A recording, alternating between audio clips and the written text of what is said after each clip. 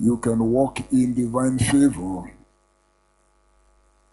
by carrying God's presence everywhere you go, because God's presence, when it manifests in your life, will command favor.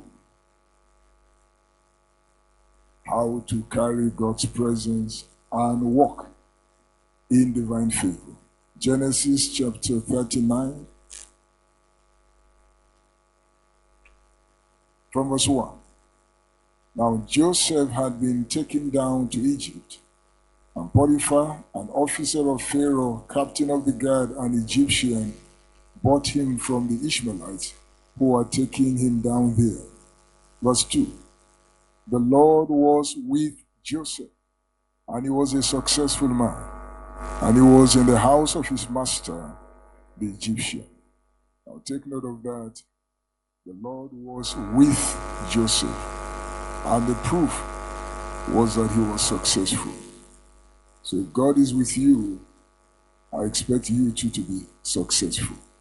Verse 3, and his master saw that the Lord was with him, and the Lord made all that he did to prosper in his hand. So Joseph found favor in his sight and served him. Then he made him an overseer of his house and all that he put under his authority. Verse 5. So it was from that time that he made him overseer of his house and all that he had, that the Lord blessed the Egyptian's house for who? Joseph's sake.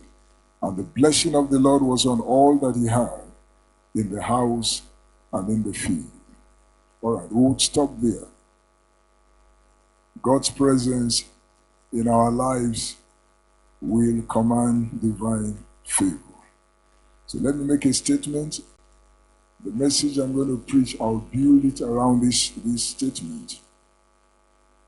God's presence will not manifest where his person is not honored or respected. God's presence will not manifest where his person is not honored or respected. So wherever God's person is respected and honored, that is where his presence settles. Whether it's in your life or in a church, anywhere God is honored, anywhere God is respected, anywhere God is reverenced, his presence settles there. But anywhere God is dishonored, where people do not respect him, his presence does not settle in such places. So I will show you a few people that walked in divine favor, and one thing that stood out in their lives, why God fought their battles for them, why God opened doors of blessings for them, why God raised them, lifted their heads above their contemporaries, why God singled them out for preferential treatment and gave them blessings that people felt they did not deserve. One thing that stood out in their lives is going to be centered on this statement I just made, that anywhere God's presence is, his favor manifests in that place. And God's presence will settle in a place where he's reverenced, where he's respected, where there is the fear of God.